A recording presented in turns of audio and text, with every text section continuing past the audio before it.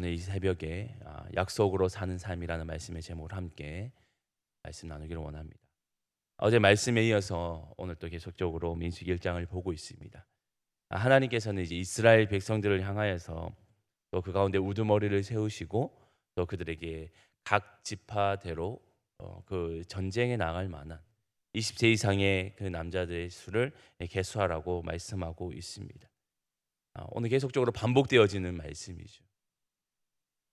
이렇게 해서 하나님께서는 이제 전쟁, 싸움을 나갈 자를 준비하고 계시는 것을 볼 수가 있습니다. 근데 그 수요를 오늘 다 계산해 봤더니 한 60만이 넘는 남자들이 있고 그들의 손에 칼을 쥘 자가 그리고 싸움에 나갈 만한 자들이 그만큼 있음을 보게 되어집니다. 이 개수의 목적이 무엇일까라고 했을 때는 앞으로 이제 이루어질 수많은 정복과 또 그 과정들 가운데서 그들이 잘 정리되고 또 그들이 잘 전열되어서 이 싸움에 나는 효과적인 효과를 높이기 위해서 이게 잘 준비되었다고 볼 수가 있습니다. 그러나 우리가 오늘 이 말씀을 볼 때 한 가지 더 주목하면서 보기를 원하는데요. 바로 그들의 수요에 대한 것입니다. 앞서 말씀드린 것처럼 오늘 남자의 수가 20세 이상의 남자의 수가 60만이 넘는다고 말씀드렸습니다. 그 수요가 적은 수가 아니죠. 우리 지금 대한민국 국군의 수가 한 60만 정도 되는데요. 그만큼의 인원 굉장히 많은 숫자가 됩니다. 그런데 오늘 남자 20세 이상의 남자의 수가 60만이었다면 대략 이스라엘 백성들의 수요를 생각하면 200만이 넘는 그 수요가 있다라는 것을 우리가 알 수가 있습니다. 우리가 왜 여기에 주목하기를 원하냐면 이것은 결국은 하나님께서 어떻게 이스라엘 백성들을 이끌어 가셨는가, 그리고 그들의 역사 가운데 하나님은 어떻게 일하셨는지를 함께 주목하기를 원합니다. 우리가 먼저 이 말씀, 그들의 수요가 많아지는 것을 앞서 생각하기에 우리는 창세기에 나타나는 창세기 22장 17절과 18절에 나타나는 하나님의 그 약속의 말씀을 먼저 함께 살펴보기를 원하는데요. 창세기 22장 17, 18절 말씀에 이렇게 말씀하십니다.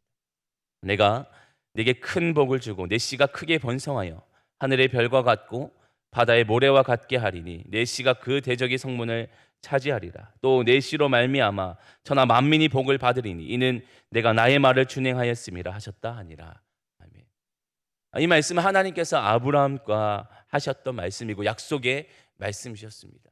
근데 여러분은 잘 알고 계실 겁니다. 아브라함에게는 그 아들을 하나 얻는 것이 너무나도 힘들었다는 것. 하나님의 약속의 아들을 얻는 것, 그것이 너무나도 힘들었습니다.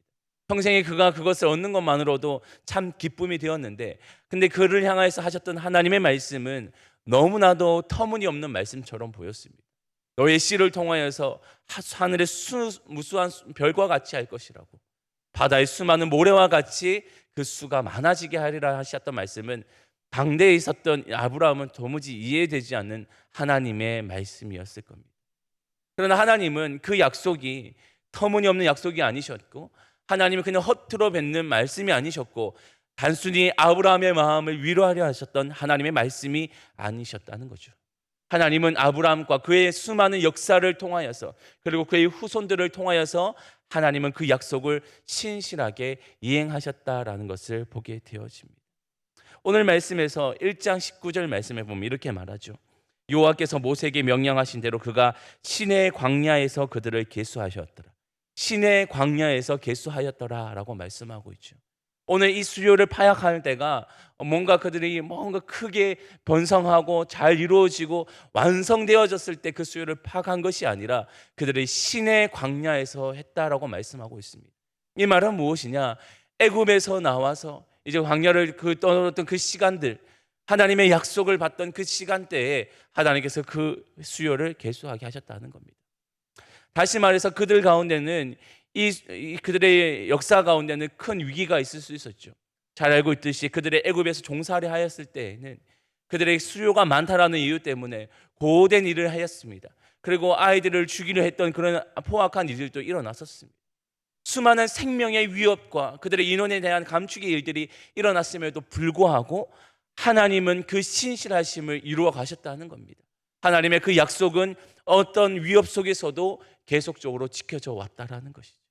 그래서 애굽에 나왔던 그때에, 그리고 그들을 광야에 있을 그때에 그들의 수요가 벌써 200만 명이 넘는 놀라운 수가 그들에게 있었다라는 겁니다.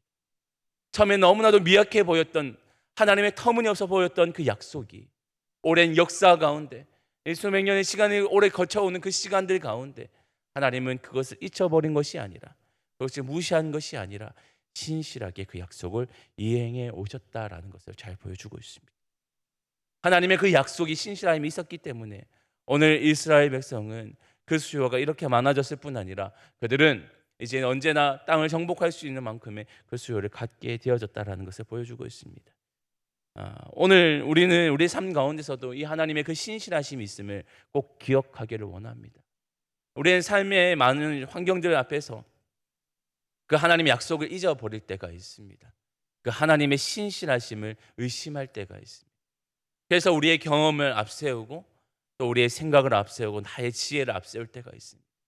그런데 우리는 우리의 삶의 모든 역사는 하나님의 신실하심으로 이루어진다는 것을 믿는 믿음이 필요합니다.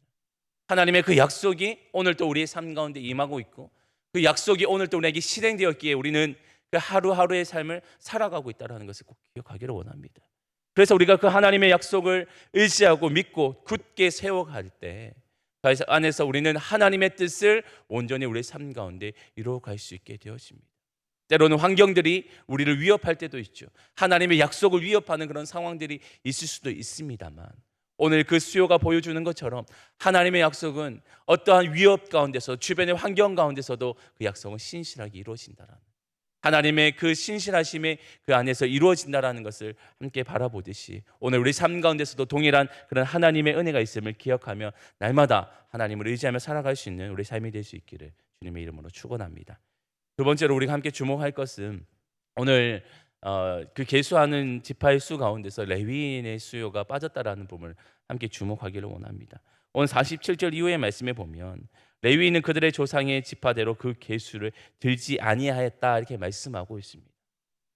오늘 앞서 말씀드린 것처럼 오늘 수요를 계산한다고 했을 때는 전쟁을 잘 준비하는 방법으로 또 이렇게 준비한다고 드렸습니다.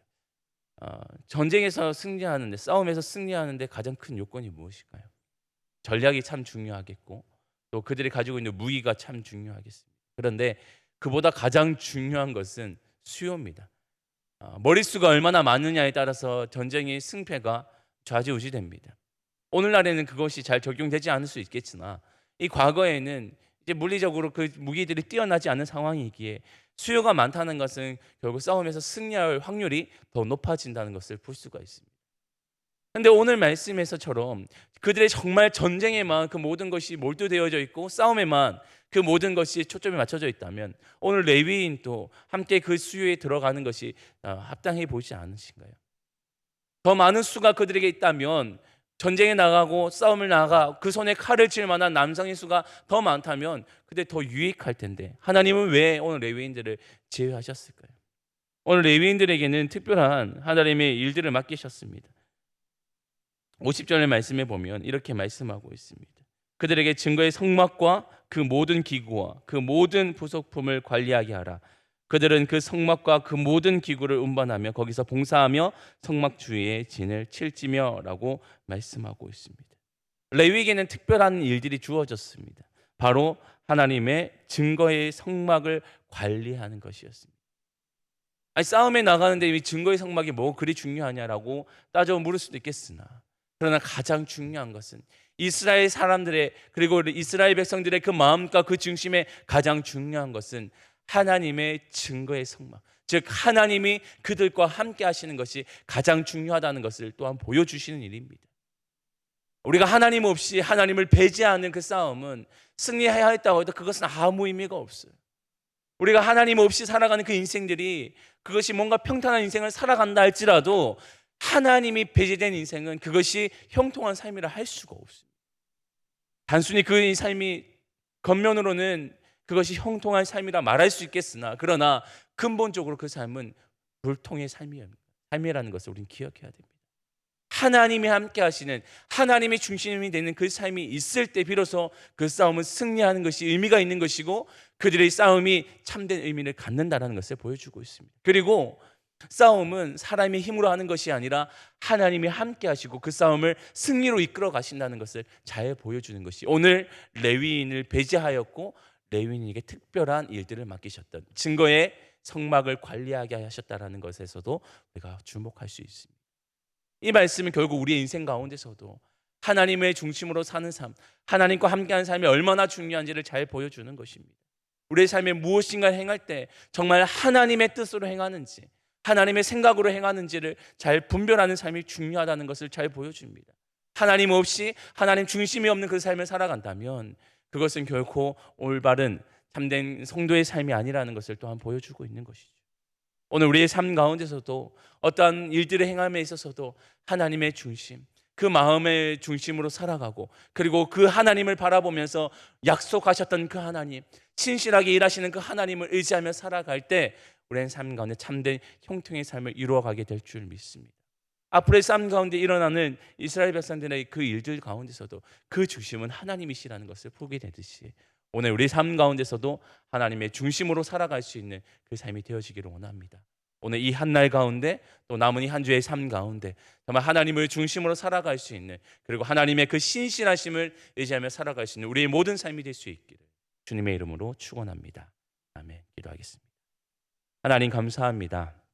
오늘 말씀을 통하여서 이스라엘 백성들 가운데 행하셨던 하나님의 일들, 그 신실하심을 함께 살펴보았고, 하나님은 무엇이 중심이 되어야 되시는지를 함께 살펴보았습니다. 하나님, 우리의 삶 가운데서도 하나님의 그 신실하심이 오늘 또 이행되고 있음을 믿습니다. 그래서 오늘 또 우리는 하나님을 의지합니다. 하나님의 그 신실하심을 기인하며 오늘 하루를 살아갑니다. 하나님, 우리의 삶 가운데 역사하시고 일하여 주시고 하나님의 그 신실하심이 날마다 우리의 삶 가운데 드러날 수 있도록 인도하여 주옵소서. 하나님, 또한 바라옵기는 우리의 삶의 중심이 세상의 것이 아니라 하나님의 중심으로 살아가게 하여 주시고, 작은 것까지더라도 하나님의 중심으로 살아가는 그런 삶이 되게 하여 주셔서 우리의 모든 삶의 모든 생각들이 하나님의 뜻으로 물들어 갈 수 있도록 인도하여 주옵소서. 우리를 그 선한 삶으로 인도하여 주실 줄 믿사오며 거룩하신 예수님의 이름으로 기도합니다. 아멘.